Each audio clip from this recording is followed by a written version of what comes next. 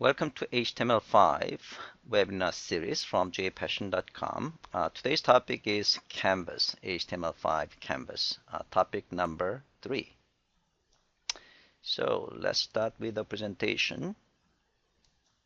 So these are the set of topics that we are going to cover. We'll talk about what Canvas is, and then basically we are going to see how you can actually draw shapes and add colors, transparencies, gradients, transformation, compositing, and also you can do some basic animation. And at the end, we'll see how third-party Canvas libraries can actually help you to build really nice graphic-based application.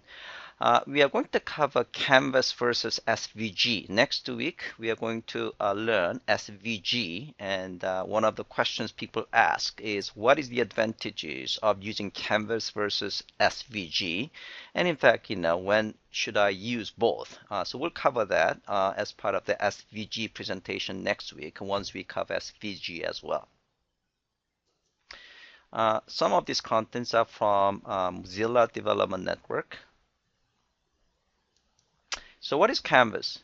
You can think of a canvas as a drawing platform for 2D graphics. And then you are going to use just HTML and JavaScript to draw the graphics. And you don't need any extra plugins. This Canvas drawing platform on the browser is represented by a canvas element. So this is a new element added in HTML5, and this element represents this platform. And then you are going to use JavaScript to add graphics. So as I said, Canvas is an HTML element which can be used to draw graphics using JavaScript. Okay.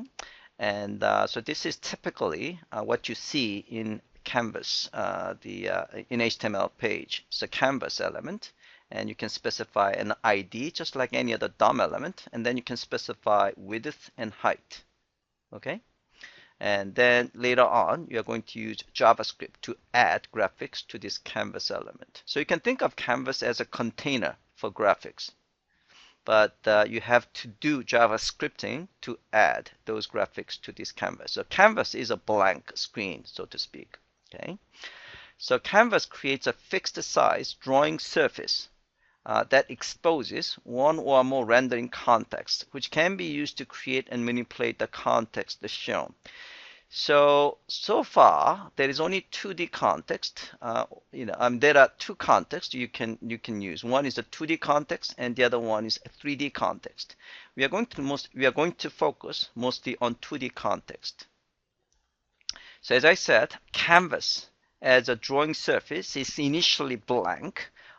Initially blank kind of with a fixed size, and then you're going to use a JavaScript to add graphics. And basically, in order to draw graphics on the top of canvas, you have to get a rendering context. So this rendering context is again 2D context and 3D context. The reason you need to get the context first to draw, so you are going to draw the context rather than canvas directly, is because canvas might sometime provide a different context, again 3D context. So it actually provides intermediate layer like a context to which you're going to do 2D graphics drawing. Okay. All right, so canvas element has a DOM element called the get context. That's the one that you're going to use. You're going to obtain the rendering context. So you're going to call. So here you're going to. So this is the code. You are going to get a reference to your canvas element by using get element by ID, and this is the ID. Okay. So in the previous case, this is the my canvas, and then from that object, you're going to call get context, and you specify I want to get 2D context. So once you get the context object, then you're going to draw with that context object. Okay, so we'll see example of that in a few seconds. Okay, graceful fallback for old browsers. So old browsers which do not support HTML5, in this case Canvas, you want to provide a fallback content. Okay, so the things inside between opening and ending tag of canvas element is considered as a fallback content. So in this case, when the canvas is not supported in an old browser, basically you are displaying this image. Okay, or you can have some kind of text, your browser doesn't support canvas or something like that, or you can also use a scripting language to check whether that particular browser environment supports a canvas or not by using canvas.context. So you're basically checking whether there is a getContext property, okay, which references the the function object of this. So that's the reason you should be able to call like this. So you can check whether canvas well, this should be actually my canvas or whatever name of ID of that the canvas element, and then you can check whether getContext property is there or not. If it is not there, then that means it's the old browser, and if it is there, then you can actually get the context object, and then you can start drawing on the context object. Okay, so let's see how you can draw shapes. Drawing shapes in Canvas, just unlike SVG, SVG later on next we're gonna learn SVG. SVG supports multiple shapes like a rectangle, triangle, and things like that. However, in Canvas, it supports only a single shape natively, which is a rectangle. Everything else has to be constructed using path. So that's what you're going to learn in the following slide. Okay. So all other shapes, triangle or whatever, must be created by combining one or more paths. Okay. So we are going to see all these paths later on.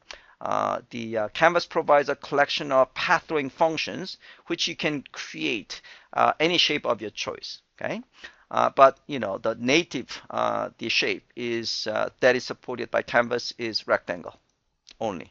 Okay, so Canvas provides several functions for drawing rectangles. One is fill rectangle, so it basically draws a filled rectangle. So this is the starting coordinate x and y, and width and height of that rectangle, and it's gonna fill it. Okay. Stroke is draw a rectangle outline, so it doesn't fill, but it will just have an outline. And clear rect is going to clear specific rectangle area and makes it fully transparent. Okay. So let's see this code. So you are going to get the canvas element, and then you're going to call getContext object, getContext method, and you got the context object. And then you are going to call these methods. Fill rect, in this case, I'm actually starting 25, 25. So this point, this is the coordinates of 25 pixels and 25 pixels.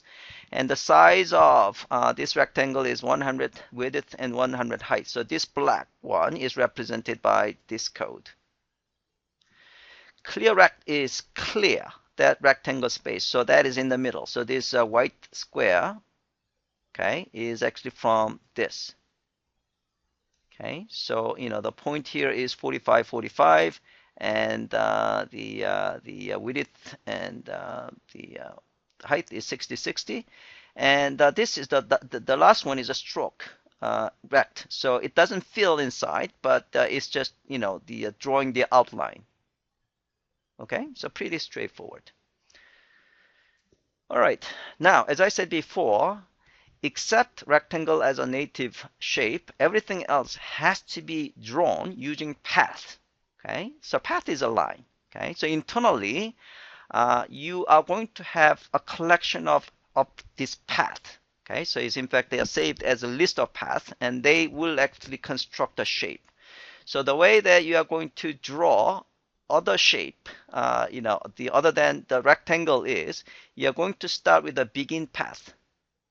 So whenever you call this begin path method, basically it's going to create an array of subpaths. So that array is going to be empty in the beginning, right? Okay, and then you are going to call move to. Move to is basically you move to that location first. Okay, and then you are going to call set of line to. Line to is you are actually having pen sort of from the move to location to that line to location. Okay, so move to is like you are moving your pen without actually drawing anything. but line 2, you are actually moving your pen from one location to another location. So you're basically constructing a line. Okay, so you're adding that line. There is also a closed path. Closed path is that, if you call closed path, the last point and the first point will be closed. Okay. However, if you draw a shape that is already closed, then closed path does nothing. Okay. And then, so up to this point, what you do is you are basically creating a collection of paths, meaning collection of lines. But they are not really being drawn. They are just collecting the lines that will be drawn later on. So in order to actually draw it, you're going to use stroke method or fill method. So stroke method will actually draw the lines, and the fill method will actually paint the solid shape. It will fill it. Okay. So until you call stroke or fill method, things are not actually going to be drawn. Okay. So these begin path and move to and set of line to method is basically constructing an array. Okay. All right.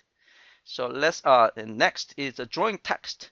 So basically you can set the font, and then you're going to use a fill text, and you can specify the string, the text, and then you can specify the location, starting location, and then you can so fill text is this case, the first. Okay.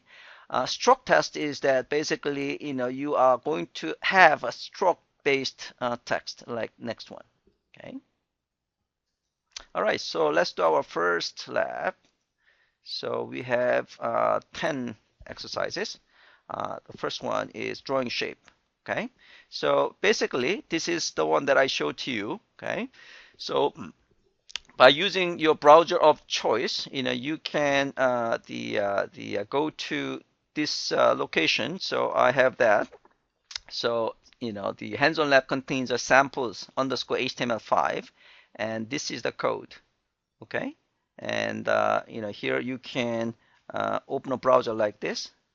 Okay, or you can go to just the link. I provide the link, so you can just go over there like this. Okay, so if you take a look at the code, I'm gonna actually use the lab documentation to show you what's happening. So this is the same code that you have seen in the slide. So here we get the canvas object.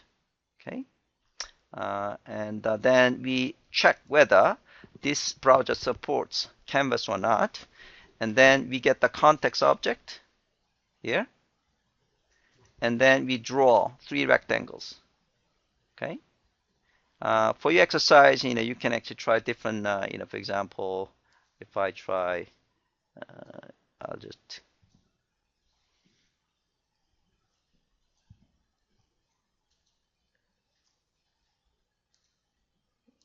oh, yeah, okay.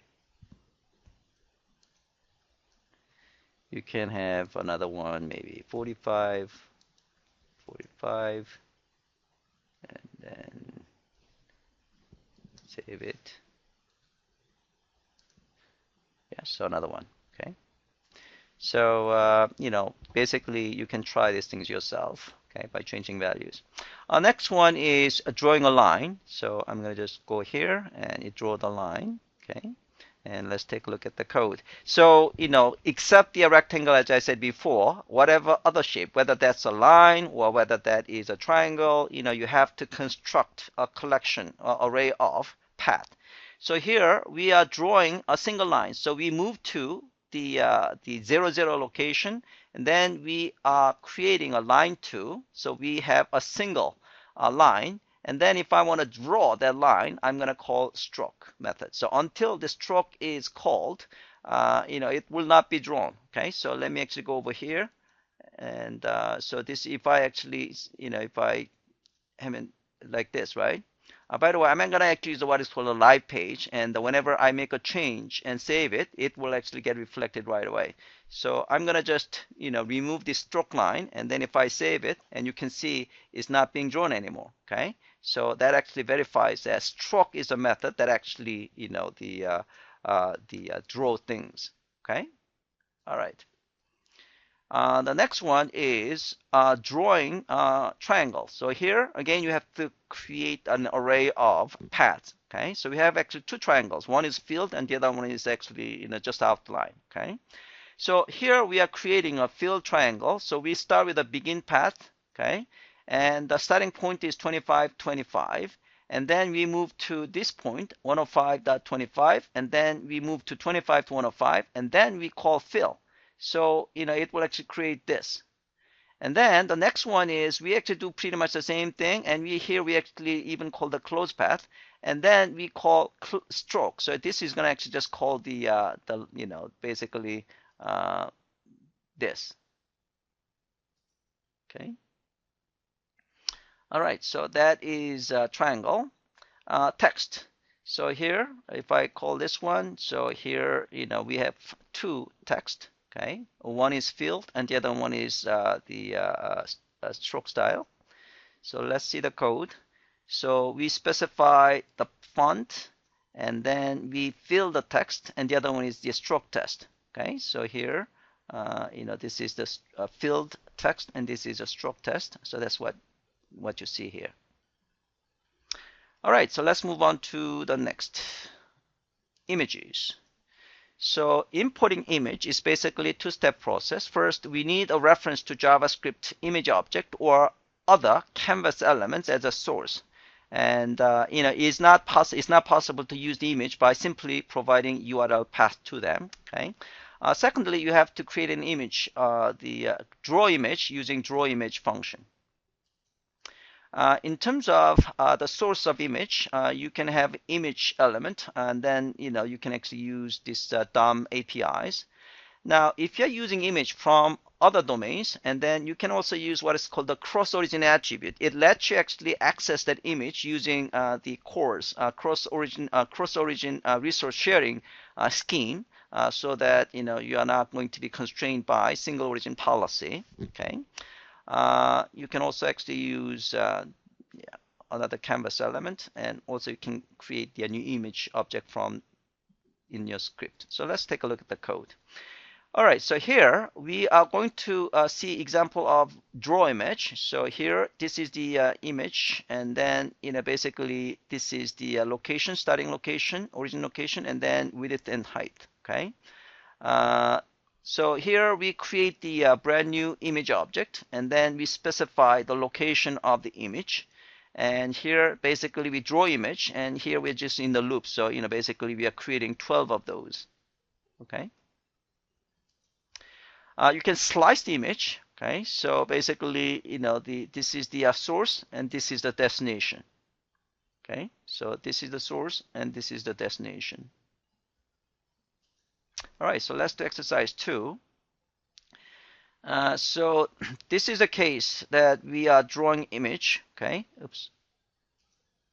Looks like my link is not correct. So I'm going to just go over here. And I'm going to just run it. Okay, so this is what you're going to see. All right, so here, let's take a look at the code. So here, basically, we have image element, okay, that specify the local image. So I don't have a problem with single origin policy because it's actually the same origin. And then I'm going to just call draw image, and then basically getting that the image object like this. Okay, pretty straightforward. And we are starting from 0, 0. And the next one is we are basically now drawing an image, which is basically providing this graph background, and then I'm gonna use the path, okay, to draw this this line. Okay, so if I click this one, this is what you see, and let's take a look at the code. So again, we actually have created image object, and we are providing the location of this image source, and then we draw image, okay, as we did, and then we draw lines on the top of it. Okay. Scaling image. So basically, we have this in this image. We are going to just scale it, okay, and smaller scale.